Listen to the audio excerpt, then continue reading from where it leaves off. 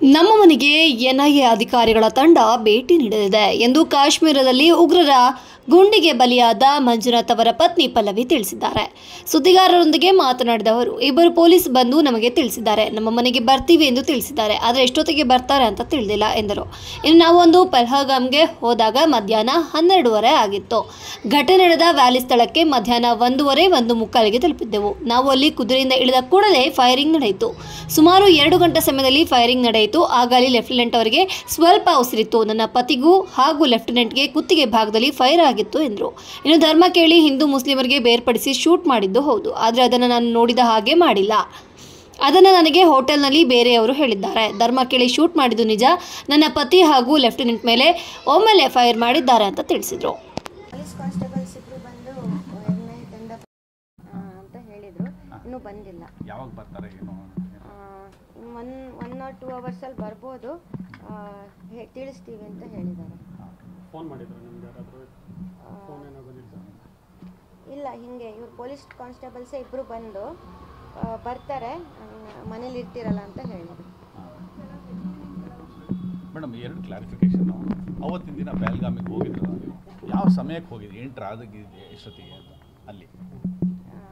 ನಾವು ಪಹಲ್ಗಾಮ್ ತಲುಪಿದ್ದು 12:30 ಮಧ್ಯಾಹ್ನ 12:30. ಘಟನೆ ನಡೆದಿದ್ದ ಸಮಯ ನಾವು ಅಲ್ಲಿ ಮೇಲ್ಗಡೆ ಹೋಗೋಷ್ಟೊತ್ತಿಗೆ ಆಲ್ಮೋಸ್ಟ್ 1:40 ಆ ಟೈಮ್ ಆಗಿರ್ಬೋದು. ಎಕ್ಸಾಕ್ಟ್ ಟೈಮ್ ವಾಚ್ ನೋಡಿಲ್ಲ, ಬಟ್ ಆಲ್ಮೋಸ್ಟ್ ಆ ಟೈಮ್.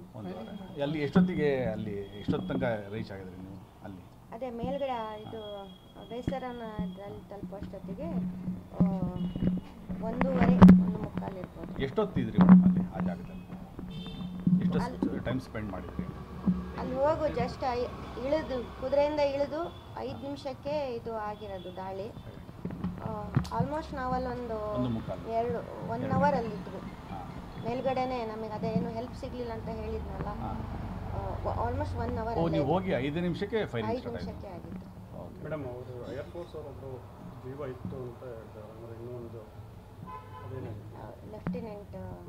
ಹೌದು, ಅವರು ನನ್ನ ಹಸ್ಬೆಂಡ್ ಇರೋ ಹತ್ರನೇ ಅವರು ಇದ್ದರು. ಆ್ಯಕ್ಚುಲಿ ಫಸ್ಟು ನಾನು ಅವ್ರ ಹತ್ರ ಹೋಗಿ ಅವ್ರ ವೈಫ್ ಬೆಗ್ ಅಂದರೆ ಇದು ಮಾಡ್ತಾಯಿದ್ರು, ತೋಡಿ ಸಾಸೆ ಅಂದರೆ ಸ್ವಲ್ಪ ಉಸಿರಿದೆ, ಕುದುರೆ ಮೇಲೆ ಹಾಕ್ಕೊಂಡು ಕರ್ಕೊಂಡು ಹೋಗೋಣ ಕೆಳಗಡೆ ಅಂತ.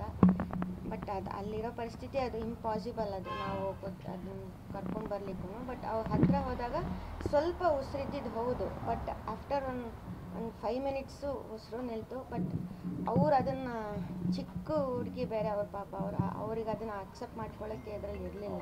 ನನಗೂ ಗೊತ್ತಾಯಿತು, ಬಟ್ ನಾನೇನು ಅವ್ರಿಗೆ ಹೇಳಕ್ಕೆ ಹೋಗಲಿಲ್ಲ. ಈ ಹಿಂದೂ ಮುಸ್ಲಿಂ ಅಂತೇಳಿ ಸಪ್ರೇಷನ್ ಏನಾದ್ರು ಮಾಡಿದ್ರ ಮೇಡಮ್ ಆ ಸಮಯದಲ್ಲಿ? ನಾನು ನೋಡ್ದಂಗೆ ಮಾಡಿಲ್ಲ. ಅಂದರೆ ನನಗಾಗಲಿ ಅವರಿಗಾಗಲಿ ಮಾಡಿಲ್ಲ. ಬಟ್ ಬೇರೆ ಬೇರೆಯವರೆಲ್ಲ ಹೇಳಿದ್ದು ಹೌದು, ನಮಗಲ್ಲಿ ಸಿಕ್ಕಿದ್ರಲ್ಲ ಅವರೆಲ್ಲ ಹೇಳಿದ್ದು ಹೌದು. ನಮಗೆ ಹೋಟೆಲಲ್ಲಿ ಇದು ಮಾಡಿದಾಗ ಹಿಂದೂ ಮುಸ್ಲಿಂ ಅಂತ ಸಪ್ರೇಷನ್ ಮಾಡಿದ್ದು ಹೌದು. ಸಪ್ರೇಷನ್ ಮಾಡಿ ಧರ್ಮ ಕೇಳಿ ಹೇಳಿದ್ದು ಅಂತ ಅವ್ರು ಹೇಳಿದ್ದು ಹೌದು.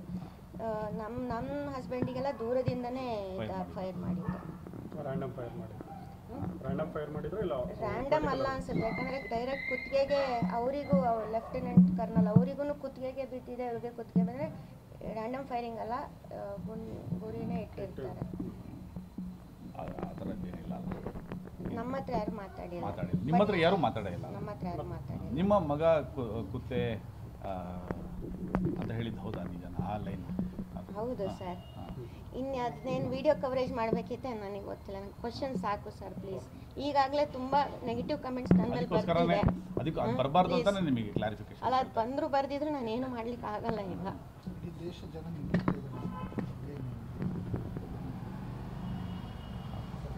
ಅದು ಹೇಳಿದ್ದು ಹೌದು. ಅವ್ನು ನಮಗೆ ತಿರ್ಗಿ ಆ ಥರ ಉತ್ತರ ಕೊಟ್ಟಿದ್ದು ಹೌದು. ಮೋದಿಗೆ ಹೇಳಿ ಅಂತ, ಮೋದಿಗೆ ಹೇಳು ಹೋಗು.